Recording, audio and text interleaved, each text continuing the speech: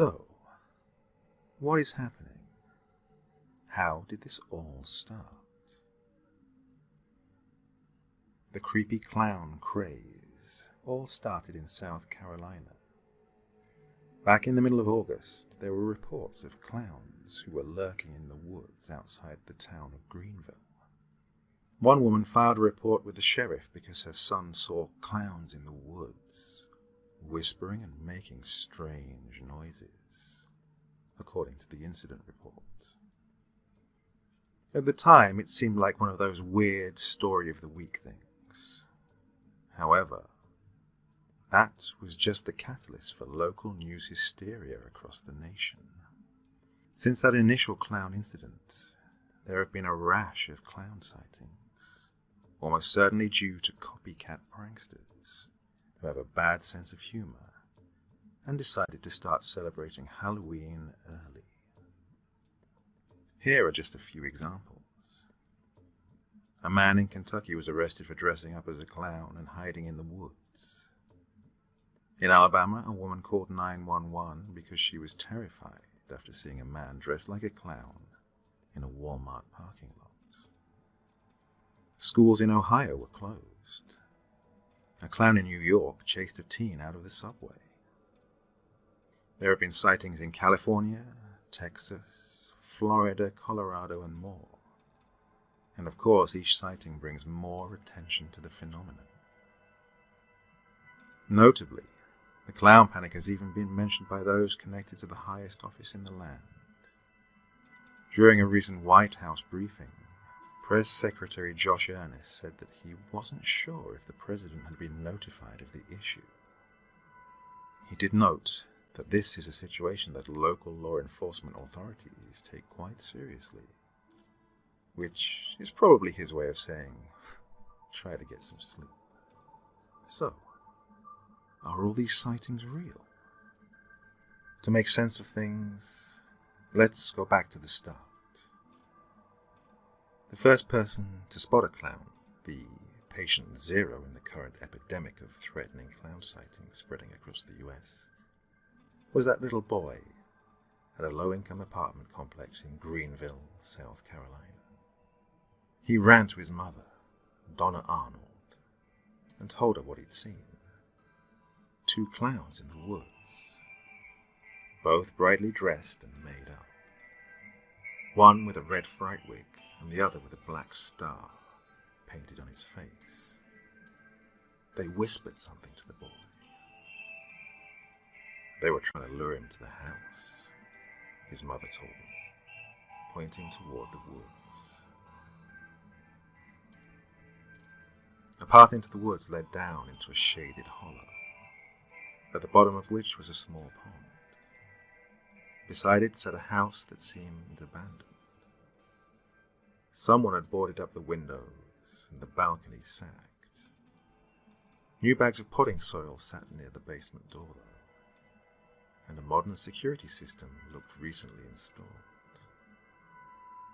After sunset, a car approached the house, a gleaming white, new model Mercedes, that looked as out of place as any clown car. The driver stepped out and said she'd recently bought the old house as an investment.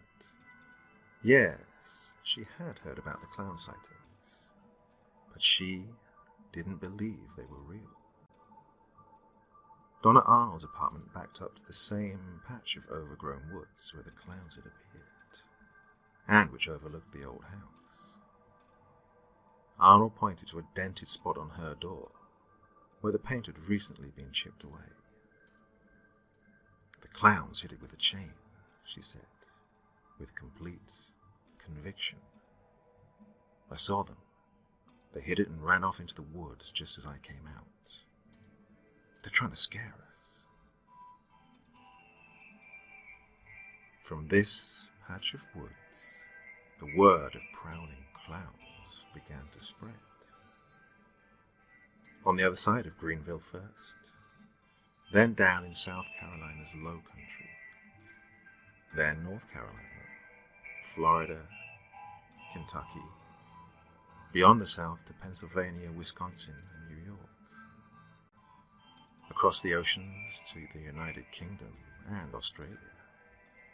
And, finally, my little girl's school.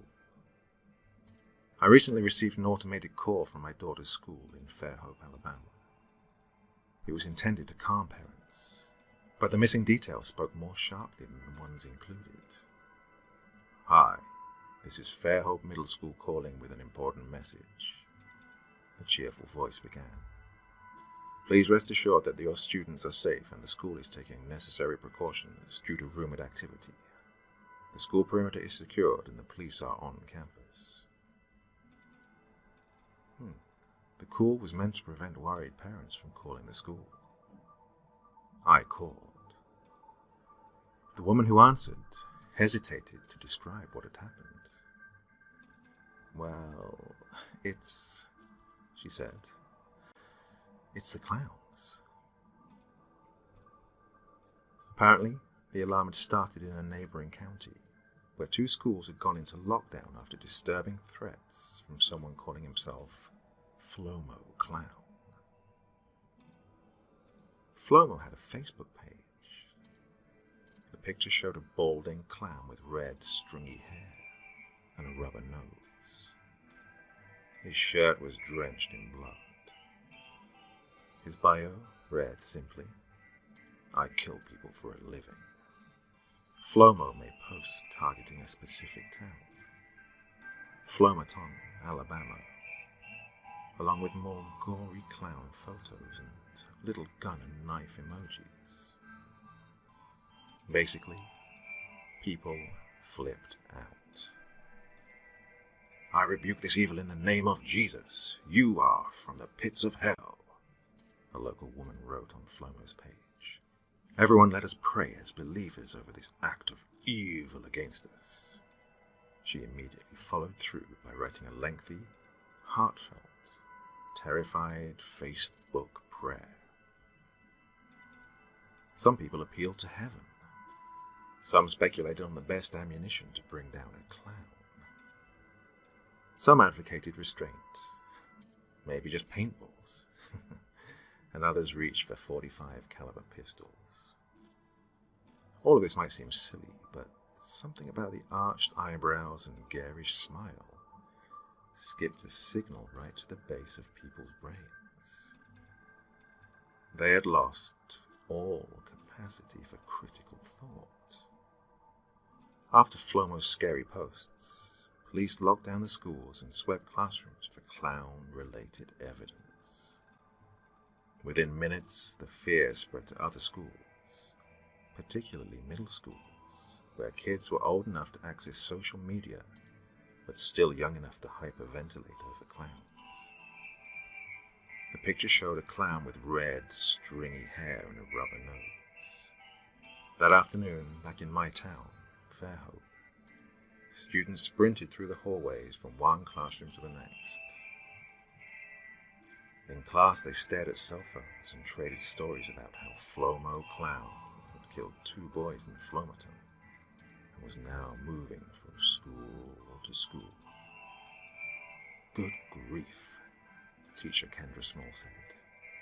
"Please save me from being trapped in a school with middle schoolers who are sure the clowns are coming to get them." It started as a satisfying teenage drama, but spiraled into something serious enough to warrant calling the police to make sure the perimeter is secured.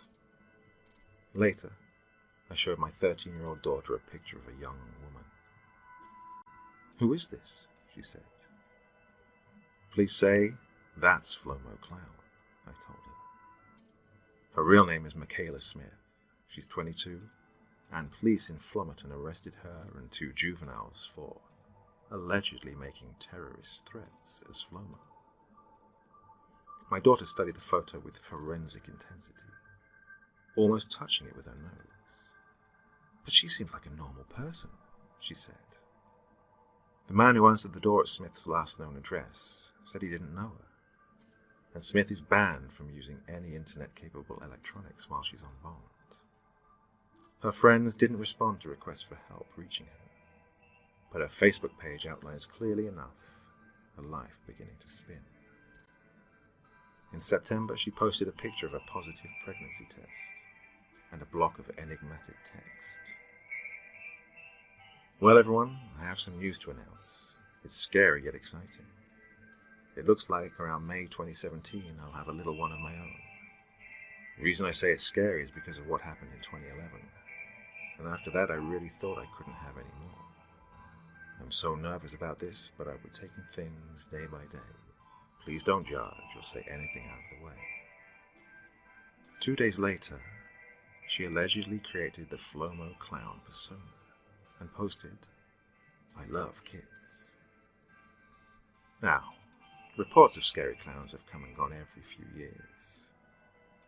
This time, though, the rumors seem to have reached such a velocity that they have escaped the orbit of imagination and landed in real life.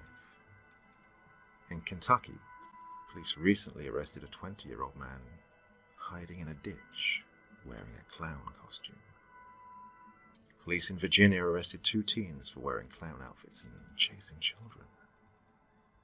Meanwhile, in North Carolina, police arrested a man for falsely claiming he'd seen a clown trying to lure children and chased it into the woods. He'd made it all up, he told police. So, Flomo the clown. There lie the origins of the creepy clown craze. But do we need to be worried? Are we safe? Let's look at this in a bit more detail. Well, it's likely most people really did see a clown lurking in the woods. But we also know that people claim to see things all the time that they probably didn't, like Bigfoot or the Loch Ness Monster. What's more, this isn't the first time there's been a clown scare either. There was one back in 1981. So, how big a problem is this really? Should we be losing sleep? Quite simply, no. Seeing a clown wielding a knife would scare anyone, and as pranks go, this one isn't funny. But in the grand scheme of things, 100 sightings is not that big of a deal. You know what kills 400,000 people each year? Global warming. Cars are also far more dangerous than clowns, and that hasn't kept people from using them. At some universities in America, students have become vigilante clown hunters. Now, is that really necessary? Could this just be one of those newfangled viral marketing techniques? Well, at least one creepy video has turned out to be a viral marketing stunt. So it's possible that some of this is in fact viral marketing. But it's unlikely that every sighting, or even most, have been planned by a publicity firm. Why is that? Well, because at some point, viral marketing has to actually sell something. Has anyone actually been hurt by these clowns? Well, as far as is known, nobody who was reported seeing a clown has been seriously hurt. That said, a teenager wearing a clown mask was stabbed to death by a man in Pennsylvania. While it's obviously not illegal to wear a clown costume, some police departments have said that wearing a clown costume just to freak people out is prohibited, and many people have been arrested. So, why does this seem like it's such a big problem? The clown panic is another example of mass hysteria. Like that when people thought Dungeons and Dragons inspired Satanism. On the bright side, this hysteria hasn't actually gotten violent yet, unlike the Slender Man case, where 2 girls stabbed a third because they wanted to please a fictional character. Robert Bartholomew, a sociologist at New Zealand's Botany College, stated that the fear over clowns comes from 2 things: a fear of otherness and social media. Social media spreads information quickly and that makes us think that the danger is bigger than it actually is. And when it comes to otherness, a clown has that part down pretty well. So, what is it about clowns that is so freaky? Clowns are uncanny. They're sort of recognizable, but not entirely. And we don't like things like that. According to Harvard Medical School psychiatrist Stephen Schlotzman, who was taught on the psychology of horror, clowns are familiar enough to be recognizable, but weird enough to give you the shivers. We know we're supposed to find them funny, but oftentimes we just don't. This can create a sense of dread or tension that bleeds over into this feeling of creepiness. Clowns have appeared in many cultures, but nowadays it's more common to see them in threatening contexts. Think about serial killer John Wayne Gacy, who dressed up as a clown, or the movie Killer Clowns from Outer Space, or Pennywise, the clown from Stephen King's It. You don't really see clowns in those kinds of safe, fun contexts anymore. You see them in movies, and they're scary. Basically, we're now more used to envisioning them as killers lurking around the corner. So, when the real-life story pops up, it's easy to remember all the other times we've seen clowns be evil. Everything feels more plausible. So, are all kids scared of clowns? Well, the answer to this one is quite mixed. A study of 250 children back in 2008 found that almost all of them disliked clowns. So, does that make this a phobia or not? Well, fear of clowns is a real thing in the sense that there is a word for fear of clowns, which is coulrophobia. But just because there's a word of it doesn't mean that it's legitimate.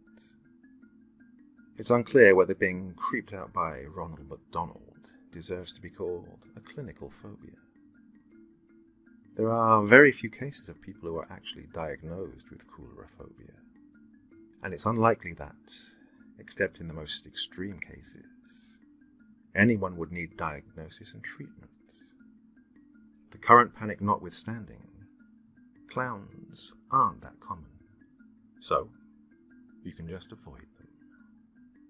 So, what does this all mean? To quote the Insane Clown Posse, there are no killer clowns. It's just jackasses being jackasses. And if even they don't believe this, then you know you have nothing to really worry about.